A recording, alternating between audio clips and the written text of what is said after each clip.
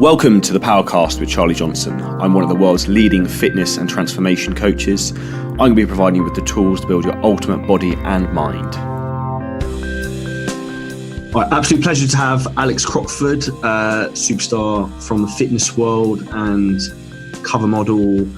You're sponsored by Under Armour as well now, I believe. Is that correct? Yeah, that's correct. Yeah. So that's a big accolade as well. So international model as well onto the podcast. So absolute pleasure to have you on here today. Thank you so much for having me. Thank you. And I hear you've recently returned from New York. So what were you doing over there? Well, just as you said, I was actually shooting for Under Armour. I have this quite cool UK-based gig with my Under Armour sponsorship. But whilst doing that, the global or the US team noticed what we were doing and invited me over to New York to do a global shoot with them. So it was very, very exciting, very quick turnaround. We were shooting in a gym or a studio called Burn, which was actually a cold gym. It was the first cold. It was like walking into a fridge. Yeah, it was like 8 degrees or 40 degrees Celsius, and it was Fahrenheit, and it was actually it was like walking into a fridge and training. And they explained all the benefits of cold training and burning more calories and keeping you moving. All these cool benefits, but whilst we were shooting the Under Armour winter gear, so it all aligned quite nicely. That is absolutely bizarre. I've never heard of that in my life before. So that's it wasn't like niche in fitness. It wasn't like yeah. What's the hot yoga called they have now? Hot yoga. What's the word for that? I can't remember now. Bikram yoga. Bikram yoga. Yeah, exactly. You've got cold stuff, hot stuff, everything. A little bit in the middle. So obviously what we wanted to go through today was also talking about how you manage your physique with obviously your crazy work schedule of traveling a lot. I know that's something that people come across a lot with my clients as an obstacle that they are not an obstacle necessarily, maybe a challenge in terms of getting in shape sometimes. They like trying to use this as an excuse, which in my opinion, there's always a way around pretty much everything. And I know obviously you're going to be incredibly well versed with this because I know obviously you ran as well. Did you go and do a marathon in Japan earlier in the year as well? Yeah, that's true. I ticked off a marathon in March. So yeah, my goals have kind of merged over the years and taken off some endurance things. But since the marathon finished, I have really targeted down on getting back to the physique training and feeling strong and looking good. Stuff that I've done for the past decade, but I really wanted to get back to that. And yeah, I completely agree. People do use a bit of excuses and everything that when traveling and when their life isn't perfect, that means that everything can just go downhill. But often I think that just because there's an optimal place to be, just because like I'm similar to you, I love weight training, I love bodybuilding. That's probably my favorite way to train for my physique. But sometimes with my life, my travel, it isn't always possible for me to get that gym session in. But it doesn't mean I do nothing. It means I try and manage the situation the best way I can. Often that's a crappy hotel gym where you've got to make alternatives and train using the best way you can, or simply just a bodyweight workout and just do what you can with your body. But it never means do nothing unless I really need the rest, for example. But yeah, heavily jet lagged. Yeah, like right now. I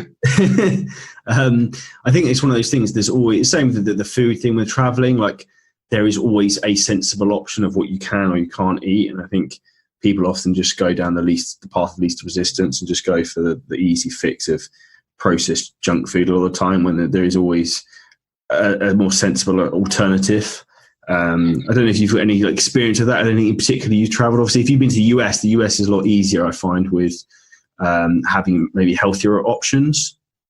Yeah, there's always good options around. And like I've got my own demons. I have my own challenges. And often I find if I'm on a quick trip, then I've got this battle in my mind of, I'm only here just a short amount of time. And I'm in New York, for example.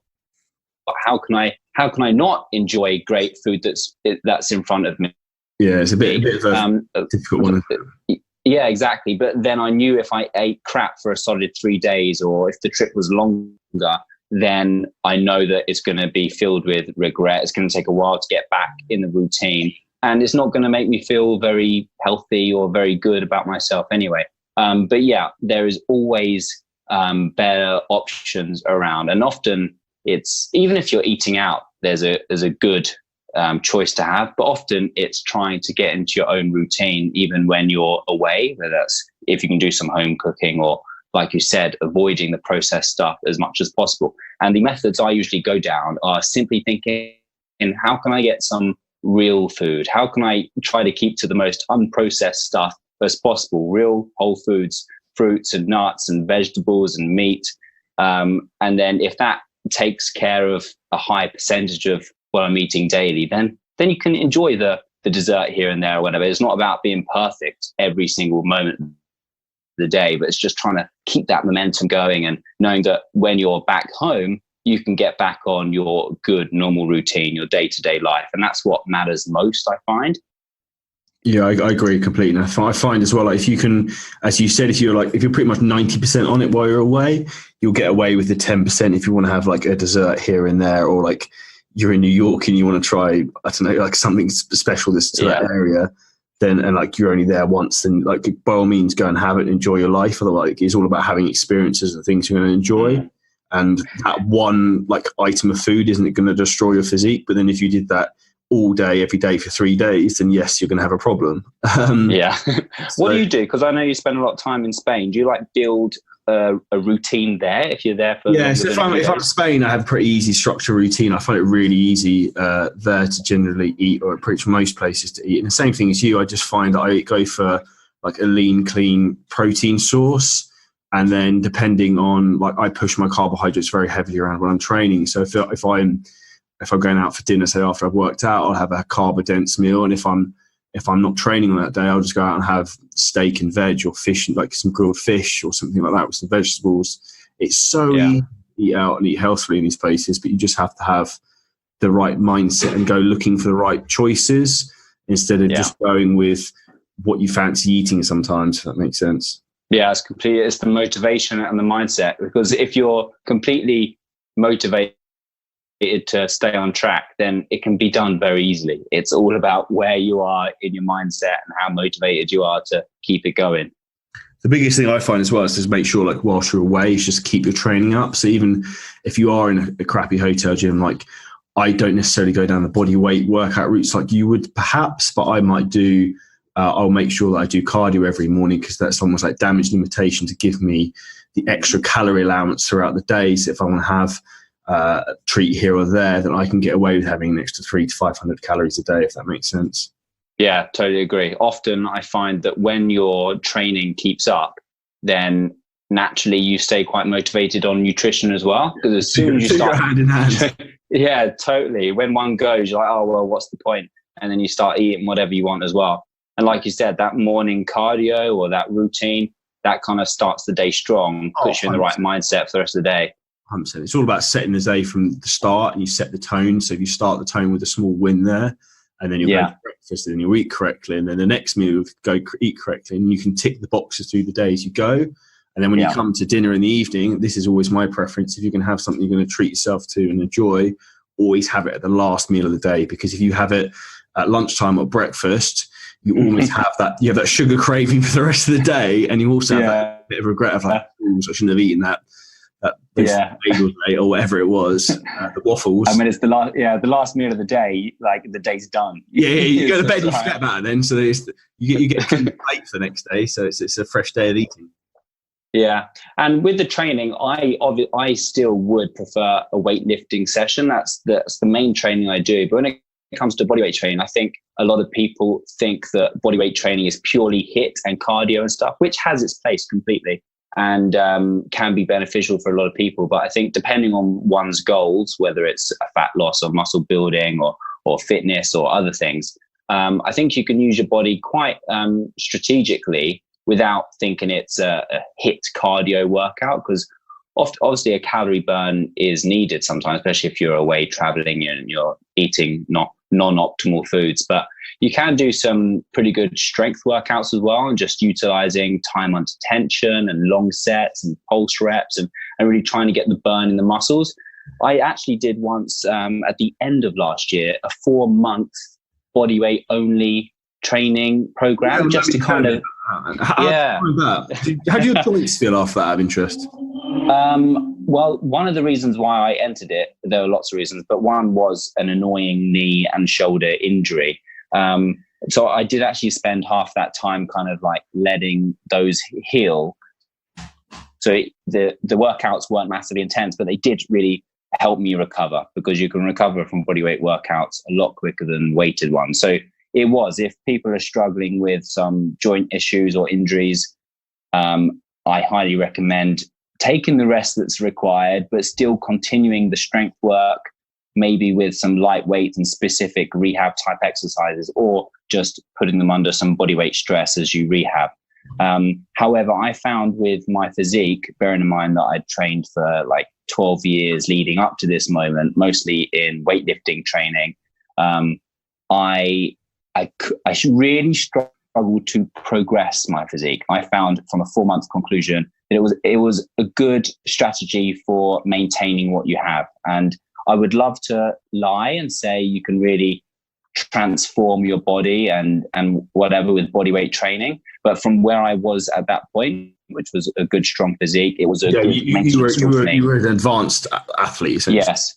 If you were a complete beginner and you went into a bodyweight training program, then of course you can transform your body, shred a load of body fat, and probably gain muscle if you're a beginner and you're just going into it. But from where I was, it was a good maintenance tool. And so then I've kind of taken that on board and thought, if I am traveling around and doing this, then there's always a good bodyweight workout that I can do. And for those of you that don't know what I look like, I'm not big, bulky like you, Charlie. I'm kind of small, lean. You're my. What do you weigh, Alex? 78 kilos. Yeah, you're right. 78, 7. What a guess! I've been doing this a while. Yeah. Yeah. So I'm not massive, which means that I'm probably able to maintain what I have slightly easier if I stopped weightlifting for a few days, for example. Yeah, no, 100%. That's fascinating for me to hear that from your side of things in terms of the body weight thing. It agrees with my thought process in terms of like body weight training is superb and works really well if you can't get to the gym. But is it superior to weight training and using equipment where you can load with more resistance? I've always been of the thought process that it's suboptimal for anyone beyond the beginner period, if that makes sense. So yeah, I would agree. There's another end of the spectrum, which is like if you're a super advanced bodyweight trainer that can do calisthenics and incredible work on the bars and stuff like that. I think like a ninja. If you're a ninja gymnast, then I think you can do advanced type exercises that can help you build muscle. But again, it's more of a performance-based goal than a bodybuilder one. Yeah, and you'd have to have such advanced technique to be able to nail that down that like 99.9% of the population, myself included, like there's no way I could do anything like they do. Structurally, I'm not built for that sort of thing anymore. Like it just wouldn't happen. Yeah, in my 4-month test, I thought, by the end of this test, I'll be able to do all these muscle ups, all these L-sits. And I was like, I gave it a good go, but I think if you want to be good at that, it takes a long time to build a different type of strength like that. I always got these goals of being incredible at doing more gymnastic type based exercises, but they're really quite hard. Yeah, it takes a long time as well. It's a skill. It's a definite skill. Yeah. Well, so here's a question for you. So when you were doing your body weight training, how would you split your training throughout the week? And what was your favorite body weight exercise? Yeah. The way I scheduled it was similar to what I was saying a minute ago, how you can do HIIT cardio type work and more strength type, slower, isolated exercises. And I kind of like bounce between the two with a lower body strength, upper body strength, HIIT and cardio, a core focus day. So that'll be 4 separate sessions there. And then maybe a bar based workout to work the back, because the thing with bodyweight training is you're always on the floor and you get strong at your push muscles, your triceps, your shoulders and your chest are all getting worked continuously. And the only way to work the back, obviously you can work the back with kind of thinking about it and squeezing it when we're doing these floor exercises, but to really get any pulling work done, you have to be using a bar for pull-ups and other, even if it's isometric holding exercises to work the back. So my favorite exercises for lower body would be something single leg. So then it's a little bit tougher. I was working my way up simply through a lunge, and then you go up to more of a split squat to work it a little bit harder. And then you work up to a pistol squat, which I wouldn't say I have mastered, but I got a little bit better at. I mean, the pistol squat is an incredibly advanced single leg exercise that requires mobility and everything as well. So there's always progressions. I found with bodyweight training is that there is no limit. It really is very beneficial, and you can continuously work up to harder exercises and also regress them down if you're a beginner. For upper body, there's hundreds of different press up variations you can do, and even work it up into like handstand and shoulder exercises. But I probably really enjoyed getting on the bar and doing pull-ups and levers, and it really works the core like nothing else. It gave you a new perspective on sitting there and doing crunches versus being on a bar and putting yourself like flat back against the floor and working your abs in that way. It really works your core as a whole and makes you realize that you don't need to do reps, but actually holding exercises isometrically is really, really hard and gives you an incredible workout in all muscle groups, but especially the core. Do you find there's any particular like core and ab works, ab exercises you prefer over anything else? I think all that hanging exercises, when you're hanging and you're doing the knee ups, the leg raises, the rotations, all of that is really great, because not like a lot of the crunching type exercises, of course, works across the abs and they're great, but sometimes focuses on the upper abs, which isn't normally people's weakness. A lot of people's weakness is the deep core, transverse abdominis, lower abdominals, and lower back, and these actual core muscles. And if you have the strength to start hanging on a bar and doing some of those exercises, then they're really, really beneficial. And like I said, there's continuous progressions in so many different directions and so many variations that your body will be continuously challenged, your brain will be interested, and you'll be doing something new every workout. Yeah, there's plenty of fun variations. And again, the beauty of those sort of ab exercises, you can pretty much do them anywhere. So like, you can go down the park and they've got stupid going in the playground. You can like do them in the playground. You can do them wherever. Like all you need a bar you can hang from, and then you can get the exercises done. So it really is that straightforward. Yeah, and if I'm traveling and I see a bar around, like in a park or something, then you're like, aha. If I don't find a gym, then I know I've got that there. And you can always get a decent workout. Do you have any tips for when you're traveling in terms of like preparing for your trips? Any little like nuggets of information or like little routines you do for when you go? I think it is trying to keep as much control as possible, and having a plan and thinking about your schedule, because it's very easy to let things get ahead of you, and then before you know it, you've let things slip. So if you have taken the mindset of wanting to stay on top of things and keep the momentum, then make a plan. Like I always take my supplements. I take my protein with me or whatever. Just try to keep to as much of your daily routine at home as you would as when you're away.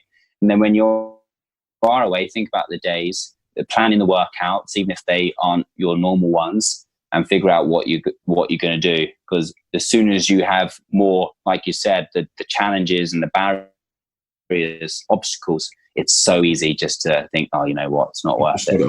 But it really isn't that difficult. All you've got to do is spend 5 minutes to think about, okay, this is where I'm going to work out, this is what I'm going to do. And then like 2 minutes of thought of thinking, okay, after the gym, I'm going to go and eat here. This is what I'm going to eat. And then, okay, I'll buy some extra food and I'll eat these like as snacks between meals or whatever.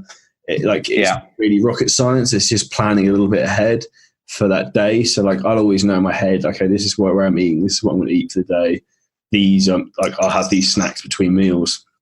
And like you said, in terms of taking your supplements with you and controlling your environment, I take all my supplements bits and pieces with me. Even like good tip for a lot of people, like if you don't take a whole tub of protein powder with you, for example, either buy the sample sachets or literally I just divvy protein up into like plastic Ziploc bags, and I'll just put a load in one of those and save for carb powder for like an intra-workout drink, and just take that with you. And like there's no reason you can't take anything like that on the plane. So I think a lot of people are paranoid. Oh, you can't take protein powder on the plane or anything like that. Like, it's not an issue. You're not smuggling cocaine. Like, it's fine. It's I've had that question all the time. People do wonder, oh, you can take that when you travel? Like, yeah, of course you can. You can take any food with you. But people think that powder looks suspicious. But no, you can take protein with you. And last time I went to Dubai, they stopped me, opened my suitcase, and there's just like tubs of protein, there's like vitamin pills everywhere, and they were literally like, what the hell is this? And all they were bothered about was they were trying to find, they thought I had like an e-cigarette. I was like, dude, I don't fucking smoke. Like, I don't, this is protein powder. Like, I'm not into that. So like, that's all they were. Can you not see I'm taking my health seriously? I have an e-cigarette. I'm not into e-cigarettes. That's not quite my gig. So there's no reason you can't take your supplements wherever you're going in the world. So if you can control all these variables, again, it's one less thing that's going to be against you when you travel. So you've heard it from myself and from Alex and pretty much anyone I know who's at the higher level in terms of the fitness world. Like, take your supplements with you. You take your routine with you wherever you are in the world. These things don't change. Just the location of where you are changes, if that makes sense. Totally. And one other thing is that, like, I don't know about other people, but often, like, if I am trying to be good, then I've often under-eaten. I've often been a little bit too restrictive. And that's when sometimes I've gone too far the other way. So definitely try and keep up the nutrition and eat enough. You don't want to kill that metabolism and start being too restrictive just because you're away, or if you're on a sunny holiday and you're topless. It doesn't mean eat nothing and try and starve yourself. You've got to try and keep up the nutrition and keep training, and it won't be as harmful as you think. The thing is, what I'm sure you'll find the same, is like, I track my steps, my activity daily on I use like an Oura ring. When I'm away, my activity levels are so much higher that my calorie like demands are actually higher in my body because I'm so much more active. I'm not just sitting down all day at a laptop. So like, and I generally tend to be sleeping better, and I sleep more. I'm more relaxed. So my body actually hormonally is in a better position to actually burn fat. So a lot of the time, unless I'm actually like pushing the limit a little bit with food and enjoying myself, I end up coming back maybe a little bit leaner because I end up being more active. I'm slightly more relaxed. I'm sleeping more, which then helps burning more fat. So you can, if you're in a very active holiday, like if I was going to go to New York with my wife, we'd end up walking around like 1 million steps a day. Like, I'd probably struggle to put on weight while I was there, because if I was training as well, because I'd end up so active that whatever I was eating, you just end up burning off anyway. Yeah, totally agree. And so I think there is room for leeway for that. And again, I think with anything, like, it's just having some balance. Like, if you're going on one holiday or 2 holidays a year, like, relax and enjoy yourself. But like, yourself and me, we travel a lot for work. So like, we can't have every week as a holiday, because otherwise neither of us would ever be in shape. Yeah, that's exactly it. You're right. If I was back in the old days having one or 2 holidays a year, then I'd probably stuff it, just let it go. Yeah, 100%. And I'll have like one holiday like that a year where I'll just be like, I'll try and consciously almost switch off, not switch off the food, but like, I'll try and be a little bit more lax just to almost have a bit of downtime. But in reality, my like relax is probably like 70% being on diet compared to like 99.9%. Like, I think I had like I had like 2 ice creams when on a family holiday, and like, I don't know, I just end up finishing off everyone else's meal probably because I'm a bit of a game. Yeah. So when traveling, is there anything in particular you would say for anyone to avoid specifically as red flags? For me, like, one of the big ones I'm like a big fan of people avoiding is generally plain food. So a lot of that tends to be full of processed crap and is very heavy in carbs and fats. Yeah. Sitting on a long haul flight, the last thing you want to be ingesting is carbs and fats. So personally, my preference is either to fast throughout the flight or just have protein only meals and a lot of water to prevent water retention. Yeah, I agree. If it's a short flight, if you're just you start a time that you could fast. If it's a morning flight and it's not far, then fasting should be easy to do and just keep on the water coming in. I agree. I've done that a couple of times if I'm going to Europe somewhere. On a longer haul flight, then I find it a little bit tougher to fast, and I would either prep food and take with me, just like you said, like a protein type meal. and or buy something at the airport that you're a little bit more happier eating rather than eating the airplane food. I'm exactly the same, because I know enough people that work on flights to be like, nah, don't eat that stuff. Enough said. I've noticed, one of the biggest differences I've noticed is that my digestion when I travel was always flaring up. As soon as I stopped eating on the plane or eating plane food, it dramatically improved. That is a big noticeable difference to me very quickly. So that was a big take-home point in terms of almost biofeedback from my body being like, don't do this anymore. Your body doesn't want the crappy plain food, and don't eat carbs and a lot of heavy food whilst flying. Yeah, it often takes a few days to recover the inflammation and everything that it takes. And if you've got a quick trip, or if you're going on a summer holiday or something, then it can really affect you for a few days. And then by the time you've kind of got yourself back to normal, you're flying back again. Yeah, it's and then you've almost lost the enjoyment of the holiday to some respect. Yeah. Other than that, it's I think everything that we've said before, really, avoiding the things that that don't the stuff that don't agree with you. Keeping to what you know. Try to keep up your normal routine with training and nutrition, the foods that your body knows already, and avoiding all the processed stuff as much as you can. And if it's just a little 5 to 10% of your calories is from the enjoying stuff, then that's fine. It's probably not going to affect you a great deal. It's when it takes over your whole nutrition. It's like a mindset. It's that snowball effect when you like you said, you have something bad in the morning or the afternoon. Triggers you for the day. It can.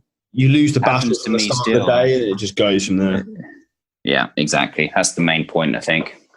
Just consistency from the start, and the rest will carry over. Yeah. Another little trick that I like to do as well is if you're going away on a holiday and you know you're going to be eating a lot of food, and then you're going to come back and you're going to be a bit heavier. I always fast on the plane on the way back if it's a long haul as well.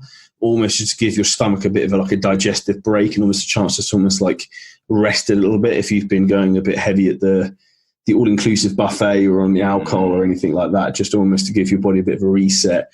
Drink a ton of water, almost just try and flush everything out through you, so that when you get back, you're a little bit more refreshed to a degree. Yeah, I think people forget this about digestion as well, is that if you are eating non-stop all the time, your body actually needs time to digest. And even if you try a fast in your weekly routine here and there, not like a massive drastic one, but there's results in just a 12-hour fast window of just having that normal routine where you stop eating and a good amount of time whilst you're sleeping and waking up, where your body has a chance to digest. Your first job, once you put food down your stomach, your body's going to be working on that digestion. It doesn't have time to work on all the other things that it needs to achieve, especially if you're training and you're looking to rebuild muscle and recover.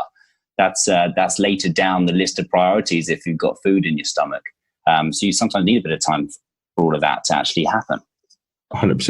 And that's in particular something that I noticed when I was trying to add weight and get bigger, is that it gets to the point where if you're taking down 5,000 calories a day, you get to the point where your stomach gets tired, it needs a break. So once every week or 10 days, I'd almost I'd try to have an 18-hour fast. I'd almost skip maybe on a rest day the first 3 meals of the day to give my stomach a break from going to bed the night before to maybe lunchtime the following day, just to almost give it a little bit of reset and a bit of downtime to almost relax a little bit, and then almost build up the appetite again and give your stomach a reset and clear through.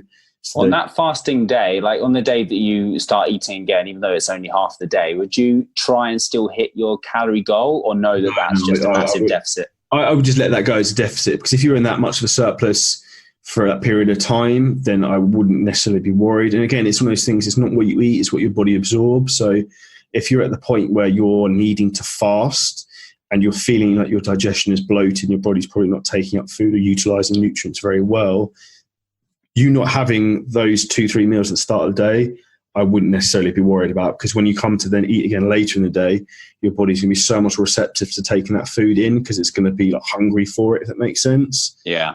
I'd probably look to maybe increase the meal size slightly, or the calorie density to a degree, but I wouldn't overcompensate and say if I'd missed, 1,500 calories in the first half of the day. I'm not going to try and slam that in at the first meal after fasting, if that makes sense. Yeah. Because you just end up causing more damage than good. You go from one extent of empty stomach, 0 calories, to then whack, here's 2,000, and try and digest it. Yeah, and then just pile it all back on. It was all useless. Yeah, exactly. So I think that's probably like digestion and sleep, I think, in my opinion, probably the two like easiest things to fix, but the two that biggest issues that people don't look at probably the most, that will get them the most if they correct them.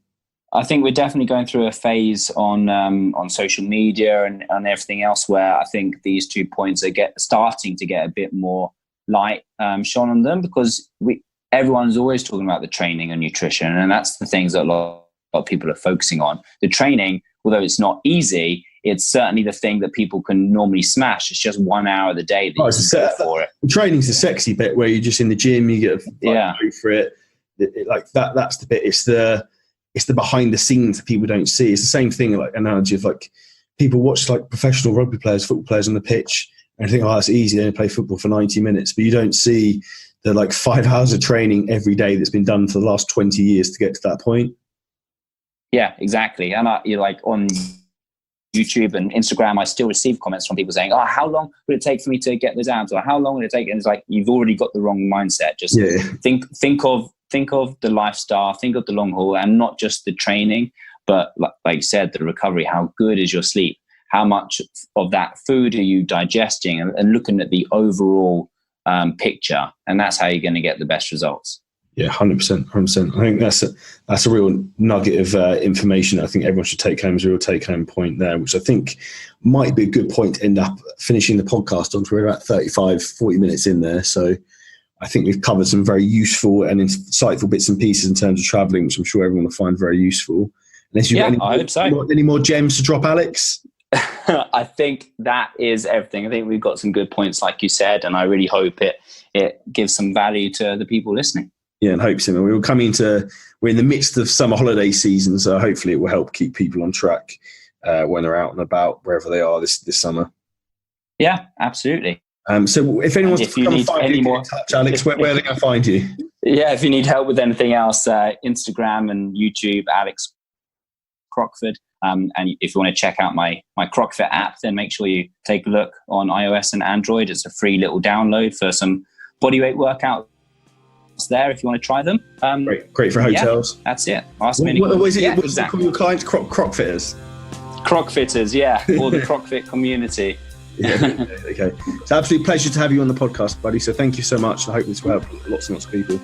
Yeah, thanks for having me. See you later, everyone.